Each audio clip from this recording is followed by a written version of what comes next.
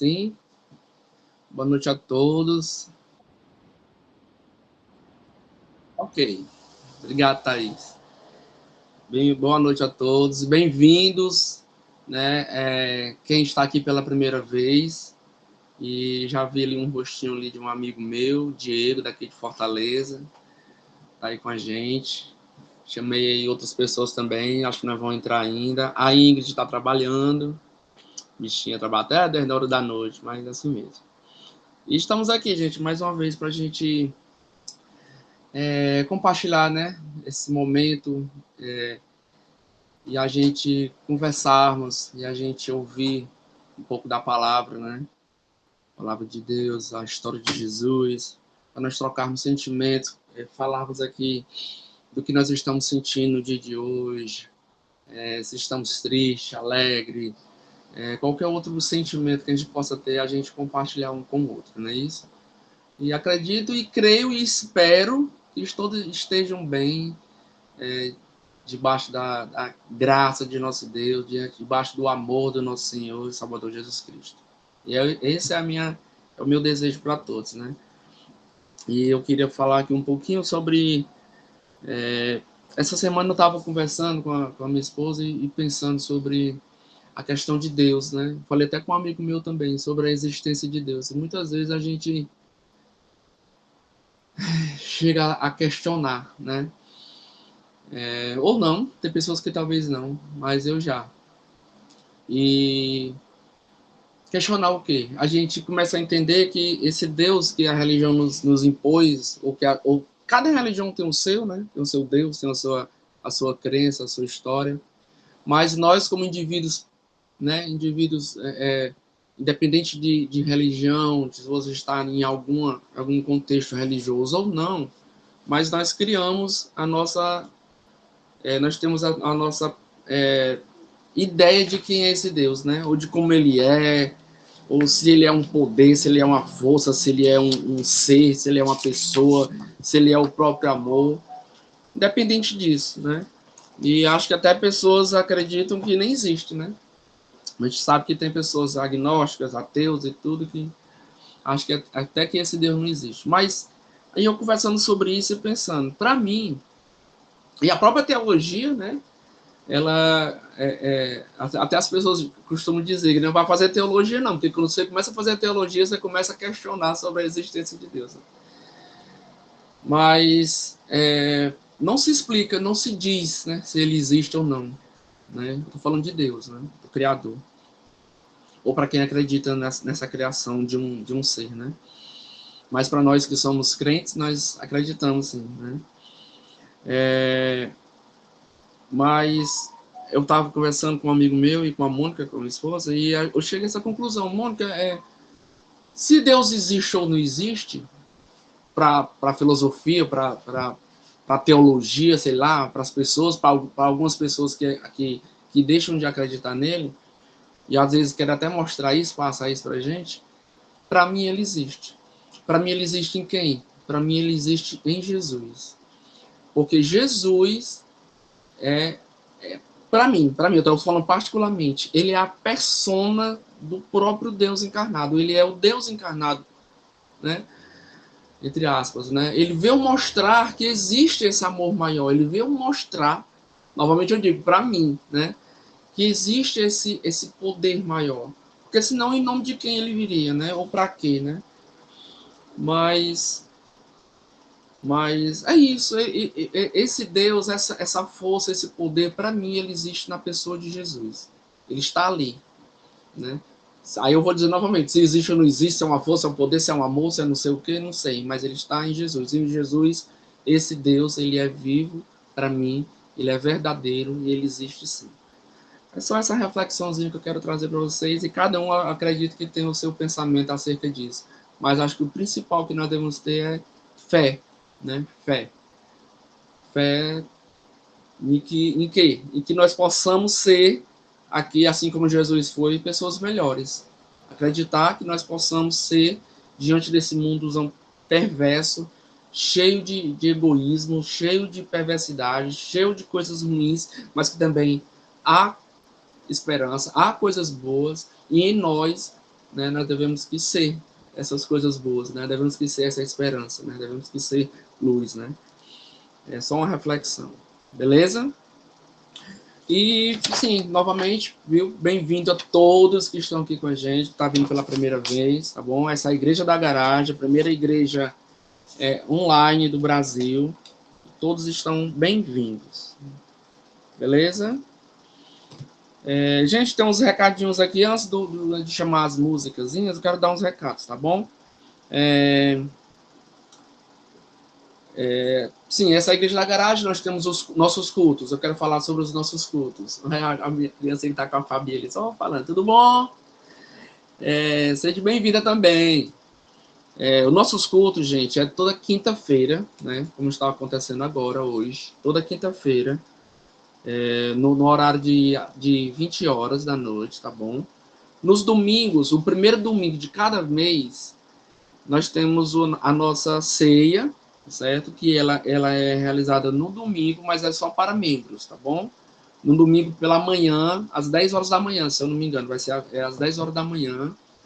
Só isso, é o primeiro domingo de cada mês. Os outros domingos, o nosso culto é à noite, aí é aberto, certo? Para todos que quiserem participar. E ele é às 19 horas, tá bom? Quem está no grupo da garagem, lá nós temos outras programações, certo? E a gente vai acompanhando lá.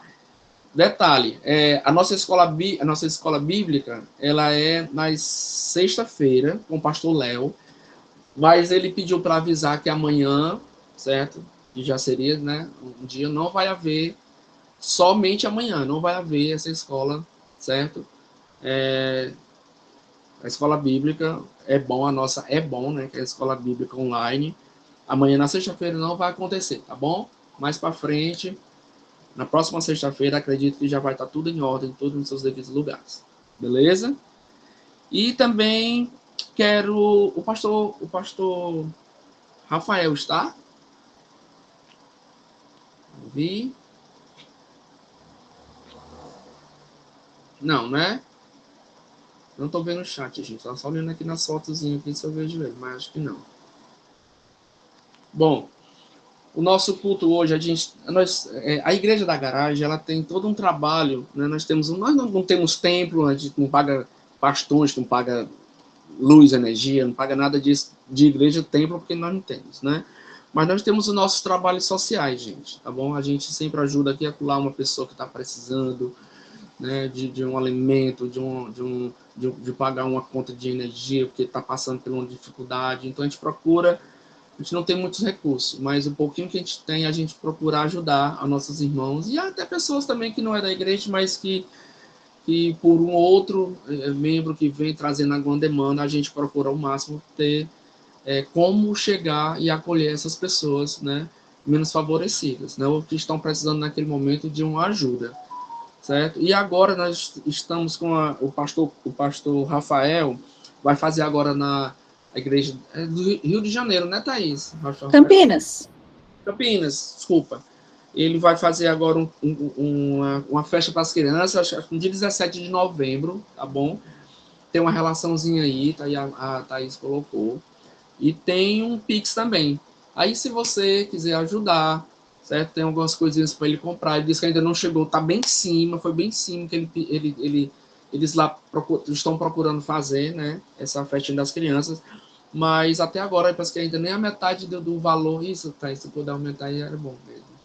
Acho que aumentar mais a parte do Pix é melhor ainda. Viu? Que aí as pessoas não quiserem dar esses itens aí, que tem os itens, dá uma quantidade de dinheiro, sei lá, o que vier no seu coração, quiser ajudar, todo o dinheiro, toda a doação é bem-vinda, tá bom? Mandei, então o culto vai... Oi, pode falar. Mandei o Pix no chat aí também. Pronto, e no chat também tem o Pix, nos grupos também estão colocando lá, certo? O Pix, então, até essa data, até o dia 17 de novembro, se você ainda não recebeu dinheiro ainda, tiver mais para frente, que for até o dia 17, quiser ajudar, o Pix está aí e ajudem essas crianças que elas estão precisando, tá bom? Pode fazer um dia mais feliz, tirar um pouquinho da dureza do dia a dia e trazer um pouco de alegria para essas crianças, beleza?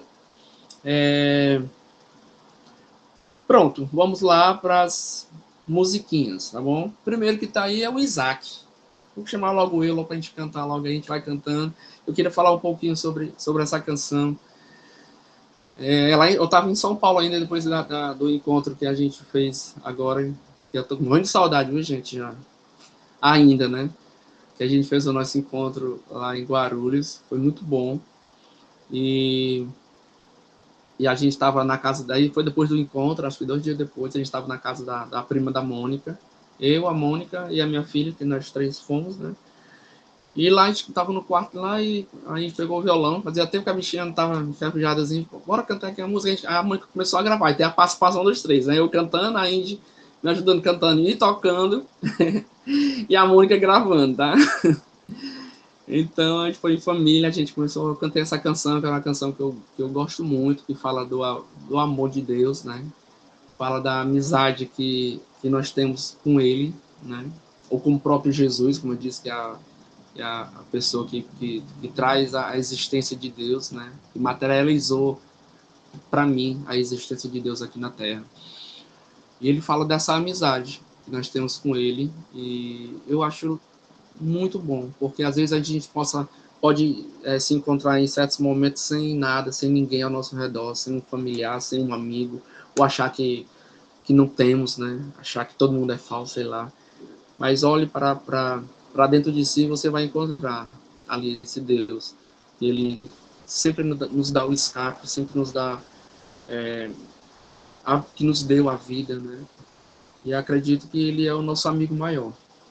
E aí essa canção fala sobre isso, tá bom? Daí.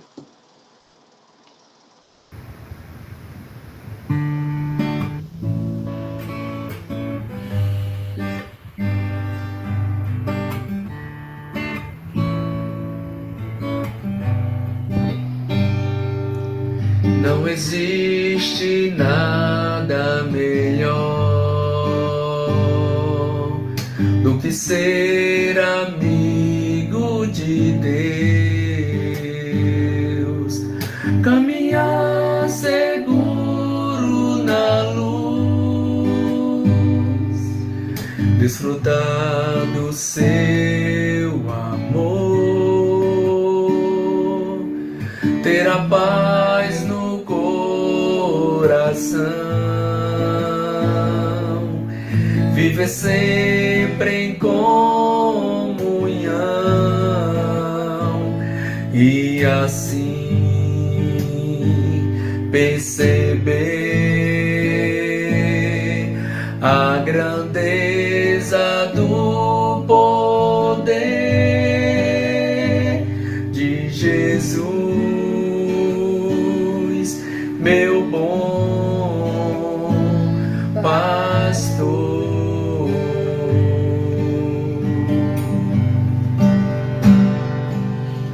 Não existe nada melhor do que ser amigo de Deus, caminhar seguro na luz, desfrutar do seu amor, ter a paz no coração,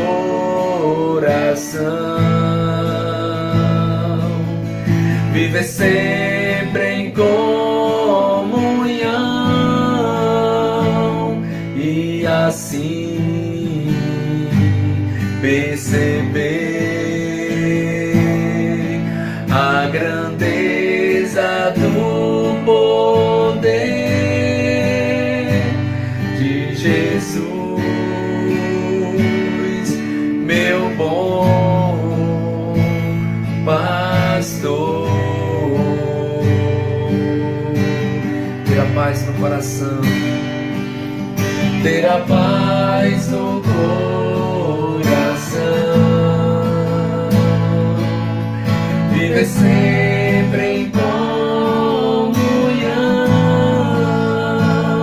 e assim perceber a grandeza do poder de Jesus,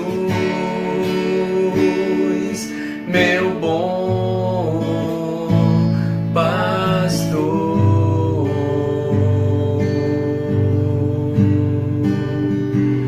De Jesus, meu bom pastor.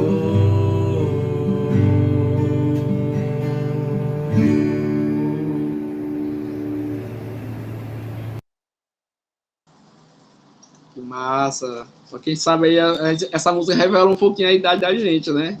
Ademar de Campos, aí muito tempo, muito bom, gosto demais. E estreando aí no grupo aí dos canários, né? Como o pastor Marcos costuma dizer. Fui intimado, né? Mas é isso, gente. Obrigado aí, foi show. E agora, Fabi. Eita, Fabi, tá no ponto. Vai lá, mana. Manda a voz, solta a voz.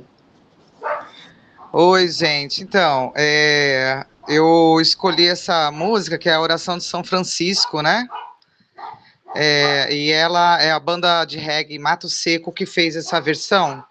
E tinha toda uma letra antes que era maravilhosa, só que o vídeo ficou muito longo. Eu achei que, tipo, ia dar mais de 5 minutos. Eu falei, pô, a galera vai ficar cansada. Aí, mas a letra é linda, eu recomendo. Eu vou colocar aqui nos comentários para vocês ouvirem, que não conhece a banda Mato Seco de reggae, que eu gosto muito de reggae, e chama A Hora da Ascensão. Aí eles cantam a música que é uma música de força, que nos dá força, assim, para continuar, né, nas empreitadas da vida.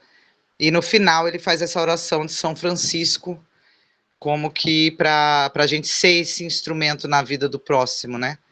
E eu não estava num dia bom, então minha voz, que já não é bonita, ficou meio embargada, porque eu já tinha chorado muito por causa dessa questão de trabalho, que eu arrumei trabalho, desarrumei trabalho, estou sem trabalho de novo, e essa instabilidade emocional está me deixando muito chateada. Eu não estava com vontade de gravar, não estava com vontade de mandar nada, mas já estava em cima da hora. Falei, o pastor Marcos, a pastora Adele vai me botar de banco, eu já nem comecei e já vou ficar de banco. Tô brincando.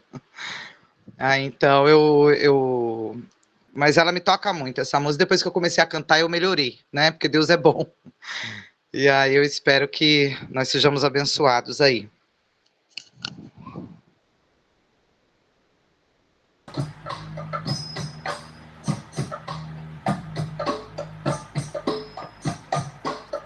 Senhor, fazei-me instrumento de vossa paz.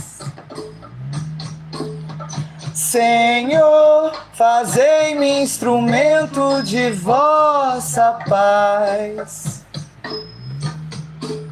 Onde houver ódio, que eu leve o amor. Onde houver ofensa, que eu leve o perdão. Onde houver dúvidas, que eu leve a fé. Onde houver discórdia, que eu leve a união. Onde houver medo, que eu leve a verdade. Onde houver desprezo, que eu leve a esperança. Onde houver tristeza, que eu leve a alegria. E onde houver trevas, que eu leve a luz. Que eu leve a luz. Em seu nome, ó Jah, luz. Que eu leve a luz.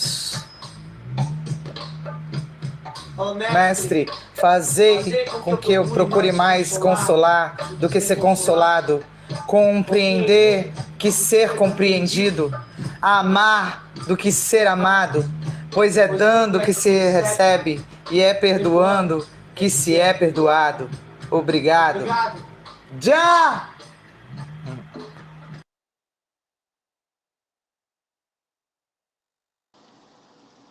Show, que lindo. Valeu, obrigado, Fabi. Essa palavra aí cara, é muito verdadeiro, né? Tudo que você É a lei da semeadura, né? Tudo que você planta, você colhe, né? É perdoando que se é perdoado. E é vivendo que se vive para a vida, né? Show, muito bom. Obrigado aí por essa palavra, Fabi. Foi muito bom. Por falar em palavra, agora vamos lá, Berlofa, fazendo aí a palavra dessa noite para a gente, para os nossos corações. Estamos aqui todos ouvidos para ouvir. Manda ver, pastor. Valeu, meu mano. Boa noite, Isaac. Boa noite, igreja. Depois de quase um ano sem pregar aqui com vocês, eis-me aqui. Perdoe-me. Tirei um tempo de férias da igreja, por vários motivos, e estou retomando agora. Estava com muita saudade de vocês. Alguns tive o prazer de ver lá no sítio. Quem que estava no sítio? Bota a mão para cima aí para a gente ver. Isso, bota aí igual. Vamos ver. Olha que beleza. Da hora demais, né? Foi muito bom. Teremos mais, e no próximo se organize para estar com a gente, tá bom? Muito bom. O que eu pensei em falar hoje com vocês? Eu presumo que tenham pessoas que estão chegando recentemente na comunidade. Nossa comunidade é uma igreja que tem um grande fluxo de pessoas, né? Muitas pessoas chegam, muitas pessoas vão, e vocês ficam, né? Tem uns que estão aqui desde o começo e não vai embora, nem que a gente trata mal. Aí a gente tenta, hein? Tem uns que a gente tenta, mas estão aí. E mais pessoas vão chegando recentemente, então eu acho sempre importante a gente tratar assuntos que, para algumas pessoas, pode ser já resolvido e tranquilo, e, pô, isso aí já sabia, Berloff, se eu soubesse, eu ficava assistindo minha série hoje, né? Mas para outras pessoas não, para outras pessoas ainda há conceitos, né, antigos, religiosos, que a gente fica meio paranoico sobre como viver aquilo, como fazer aquilo. Então eu queria trazer nessa noite uma fala sobre vida eterna, que provavelmente quando você ouve vida eterna, ou não todos, mas pelo menos há um tempo todos nós pensávamos assim, e nesse momento alguns ainda, vida eterna, de alguma forma na nossa cabeça, se tornou exatamente o contrário do que ela mesmo pressupõe. Vamos pensar um pouquinho. Antes de ir para a Bíblia, antes de ir para qualquer aspecto do nosso estudo, vamos pensar um pouquinho, inclusive, no termo, né? Vida eterna. E aí, de repente, na nossa cabeça, vida eterna é algo que acontece depois da morte. Você já parou para pensar nisso?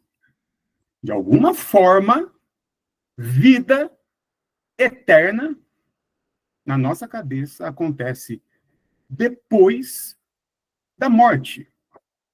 E olha o paradoxo, porque a vida só pode haver depois da morte e o eterno só pode ser depois. Está tudo errado. Já começa tudo errado. Como que a vida só pode haver vida depois de uma morte? E como que nós ousamos pensar a eternidade como o depois? Se a eternidade é exatamente a ausência do tempo. Eu acho que aqui a gente já podia encerrar e falar, pô, realmente tem muita coisa aí, a gente podia dormir, cada um ficar pensando nisso e tirar suas próprias conclusões. Mas eu queria oferecer para você algo que eu penso sobre isso e que a gente tem falado aqui, quando eu digo eu, né? A gente fala isso na comunidade.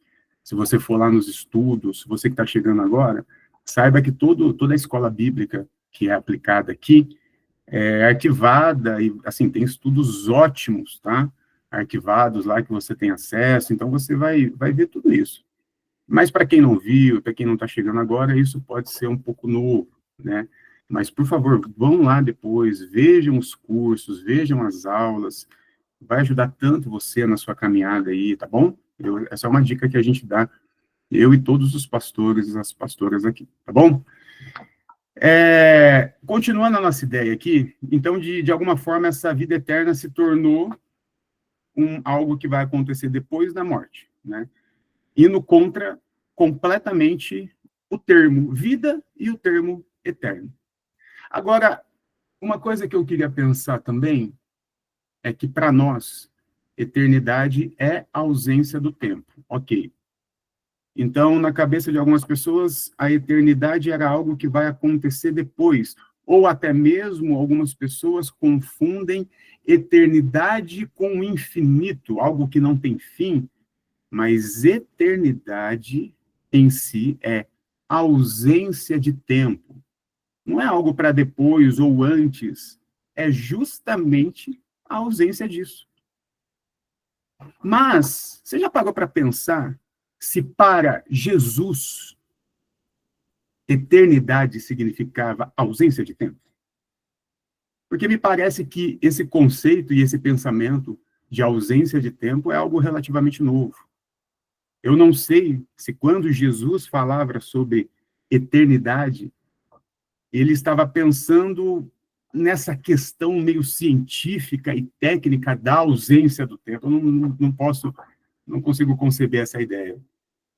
Então, para Jesus, a eternidade, obviamente, não era algo que ia acontecer depois, e também não era algo técnico ou científico, como a ausência de tempo, e sim um conceito para trazer uma ideia de plenitude. Vida eterna pode ser também dita ou traduzida como uma vida plena. E aí já começa a melhorar, já começa a entrar em campos que a gente consegue administrar melhor uma vida plena. E eu queria ler um texto com vocês, muito conhecido, obviamente. Quem quiser acompanhar, Lucas, capítulo 10, a partir do versículo 25, todo mundo conhece o texto, e diz o seguinte: que certa ocasião, um perito na lei levantou-se para colocar Jesus à prova e perguntou: mestre, o que eu preciso para herdar a vida eterna? O que eu preciso para herdar, para ter a vida eterna? E aí Jesus pergunta: bom, o que está escrito na lei? Respondeu Jesus, né? Como você a lê? Jesus pergunta para ele. E ele responde: ame o Senhor, o seu Deus, de todo o seu coração, de toda a sua alma, e com todas as suas forças e de todo o seu entendimento. E ame ao seu próximo como a si mesmo. E disse Jesus: você respondeu corretamente. Faça isso e viverá. Olha que legal. A pergunta inicial do rapaz era como ele poderia ter uma vida eterna. Na nossa cabeça, a vida eterna é algo que a gente vai receber depois. Só que quando Jesus identifica o que aquele cara fazia, Jesus falou: bom, você já está indo pelo caminho certo. Faça isso e a tal vida eterna você vai vivê-la. Faça isso e viverá. Viverá a vida eterna. Viverá uma vida plena. Então, eternidade, para nós, e quando eu digo para nós, eu até queria fazer um adendo aqui, por favor, me peguem aí onde eu parei, porque quando eu voltar eu vou perguntar onde é que eu parei. Então, por favor, foi aqui que eu parei, tá? Coloca um ponto aí. Agora eu vou fazer um adendo aqui que eu achei importante. Na hora que o Isaac estava falando assim, olha, para nós cristãos, né? Aí ele mesmo falou assim, não, na verdade sim, para mim. E eu queria trazer essa ideia aqui para a garagem. Não existe muito aqui na garagem essa ideia de, para nós cristãos, nós pensamos assim. Porque se a gente abrir aqui agora o que cada um pensa sobre a eternidade ou sobre depois da morte, vai vir cada coisa aqui, meu amigo e minha amiga, é cada filosofia, uma mais bela que a outra. Então, aqui na garagem, de fato, nós não somos um lugar que modulamos o pensamento, né? Então, nós garagistas não pensamos assim. Nós garagistas, cada um de nós aqui, temos ideias e conceitos sobre várias coisas. E hoje estamos tentando alinhar, talvez, as nossas expectativas e o nosso entendimento sobre um conceito. Agora eu vou voltar para o ponto lá que eu precisava. E é onde que eu volto mesmo? É na vida eterna. Se alguém fala vida eterna, eu vou ficar chateado. Tá, acabei de ler o texto, eu queria ler um outro texto agora com vocês. Tá bom? 1 João, capítulo 5. Se alguém quiser abrir.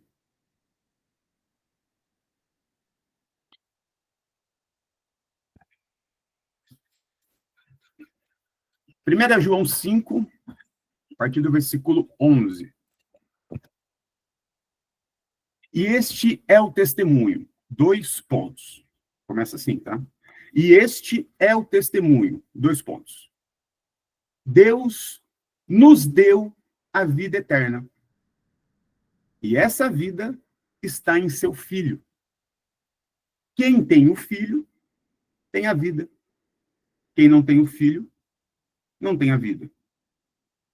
Escrevi estas coisas a vocês que creem no nome do Filho, para que saibam que vocês têm a vida. É até meio redundante o João aqui, coitado, mas vamos ler de novo, porque ele repetiu muito, mas é legal o que ele está dizendo, presta atenção. Este é o testemunho, Deus nos deu a vida eterna.